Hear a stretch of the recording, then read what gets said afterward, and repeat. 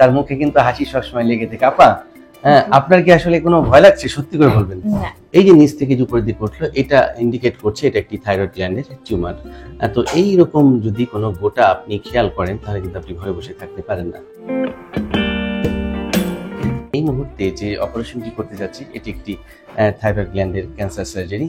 আর এই অপারেশনটি করার আগে ভিউয়ার্স, আমি আপনাদেরকে এই অপারেশন সংক্রান্ত এবং এই রোগটি সম্পর্কে কিছুটা তথ্য দিতে চাই, যাতে করে আপনারা সচেতন হতে পারেন। কিছুদিন আগে আমার একজন সম্মানিত পেশেন্ট, যার নাম হচ্ছে মনি বেগম, তার সমস্যা নিয়ে যখন আমাদের ম্যালিয়া সিএনটি স্পেশালাইজড হসপিটালের জরুরি বিভাগে আসে, এবং সেই জরুরি বিভাগ থেকে রোগীটা আমার কাছে রেফার্ড হয়ে আসে, এবং আমি খেয়াল করি তার সমস্ত চেক আপ করে যে তার থাইরয়েড গ্ল্যান্ডে একটি ক্যান্সার টিউমার বাসা বেঁধেছে। এই ক্যান্সার টিউমারের কথা শুনে মানুষ ভয় পেয়ে যায়, ভয় পাওয়াটাই স্বাভাবিক। কিন্তু আপনারা খেয়াল করবেন যে আমার যে সম্মানিত পেশেন্ট, তার চেহারা ছবিতে একটি হাসি হাসি ভাব শুরু থেকেই, কারণ সে ইতিমধ্যে এই রোগটি সম্পর্কে জেনেছে, তাকে আমি অভয় দিয়েছি, এবং এই অভয়ের কারণে তার মনের মধ্যে কোনো রকম কোনো ভয় ভীতি নেই। তার মুখে কিন্তু হাসি সবসময় লেগে থাকে। আপা, আপনার কি আসলে কোনো ভয় লাগছে? সত্যি করে বলবেন। ভয় লাগছে না? না, আচ্ছা, কারণটা কি? ভয় না লাগার কারণটা কি? এই যে একটা অপারেশন হবে, অপারেশন থিয়েটারে আসলেন, আগে কি কখনো ঢুকেছেন অপারেশন থিয়েটারে? না, জীবনে প্রথম। থাইরয়েড গ্ল্যান্ডের যদি আমি একটি ছবি আঁকি, আপনারা খেয়াল করুন, আমি একটি সারফেস মার্কিং করছি। মূলত গলার সামনে আমাদের একটি থাইরয়েড গ্ল্যান্ড থাকে, এবং এই গ্ল্যান্ডটা দেখতে কিছুটা প্রজাপতির মতন। এই দেখুন, প্রায় বাটারফ্লাই বা প্রজাপতির মতন। এটি রাইট লোব, এটি হচ্ছে লেফট লোব। আমি এল দিয়ে বোঝালাম, রাইট আর এ রাইট, এল এ লেফট। তো আপনি একটু ঢোক দিলেন তো মনি আপা, ঢোক দিলেন। খেয়াল করুন, ঢোক গেলার সাথে সাথে টিউমারটি নিচ থেকে উপরের দিকে উঠছে। এই যে নিচ থেকে যে উপরের দিকে উঠলো, এটা ইন্ডিকেট করছে এটা একটি থাইরয়েড গ্ল্যান্ডের টিউমার। তো এই রকম যদি কোনো গোটা আপনি খেয়াল করেন, তাহলে কিন্তু আপনি ঘরে বসে থাকতে পারেন না।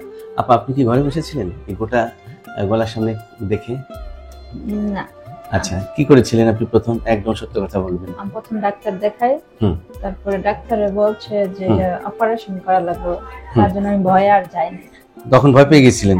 তারপরে উত্তরও দেখাইছি, ওখানে ওই আমার মানে ভয় লাগছে। এই যে গোটাটা হয়েছে, এটা কিসের গোটা? এটা কি নরমাল না ক্যান্সার? এটা চিন্তা করে আমরা প্রথমে কি করলাম, এখান থেকে রস নিয়ে পরীক্ষা করলাম, তাই না আপা? এই রস পরীক্ষাকে বলা হয় FNAC, সংক্ষেপে বলা হয়, এবং এটা পুরো মিনিং হচ্ছে fine needle aspiration cytology. Cytology মানে সেল। এই সেল সাইটোলজিটা আমরা দেখেছি একটু রস নিয়ে। তো এই রস নিয়ে আমরা সেই সেলের মধ্যে দেখলাম যে একটি পরিবর্তন হয়ে গেছে। কি পরিবর্তন? এটি অলরেডি ক্যান্সারের রূপদান করেছে। এখন এই ক্যান্সার মানে অনেকে বলে যার হয় ক্যান্সার তার আনসার, তাই না? কিন্তু এখন কিন্তু ক্যান্সারের আনসার আছে। স্পেশালি এই থাইরয়েড ক্যান্সারে আক্রান্ত হলে যদি সঠিক সময়ে চিকিৎসা করা হয়, তাহলে রোগীরা পুরোপুরি ভালো হয়ে যায়। এটা সবার আগে আপনাদের মাথায় ঢুকাতে হবে। যেহেতু মনি আপা ঢুকিয়েছে, যে কারণে মনি আপার মধ্যে কোনো এখন ভয় নেই। তাহলে আমরা যখন মোটামুটি রস পরীক্ষা করে একটি ধারণা পেয়েছি যে এটি একটি ক্যান্সার টিউমার, এই জন্য আমি তাকে পরামর্শ দিই যে আর দেরি করবেন না, আর ভয় পেয়ে বাসায় থাকবেন না, আপনি দ্রুত একটি অপারেশনের সিদ্ধান্ত গ্রহণ করুন। আর সেই অপারেশনটার নাম কি? সেই অপারেশনের নাম হচ্ছে টোটাল থাইরয়েডেক্টমি।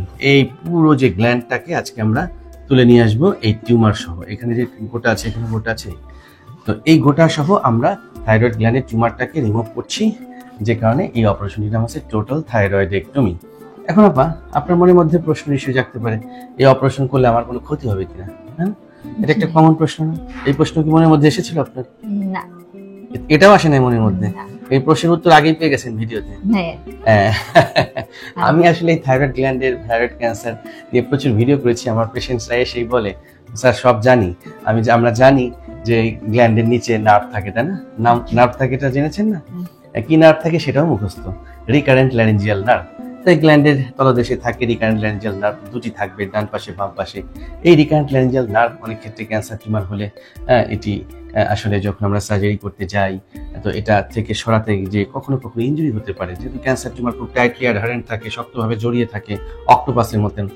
যে কারণে আমরা একটি পরীক্ষাও করে রেখেছি, যেটার নাম হচ্ছে ফাইবার অপটিক ল্যারিঙ্গোস্কোপি করে আমরা ষড়যন্ত্রটা দেখেছি যে স্টিল নাও তার ষড়যন্ত্র ঠিক আছে। তাহলে আমরা ষড়যন্ত্র যেহেতু ভালো আছে, তার মানে এখন পর্যন্ত নার্ভ কোনো লিশন নেই।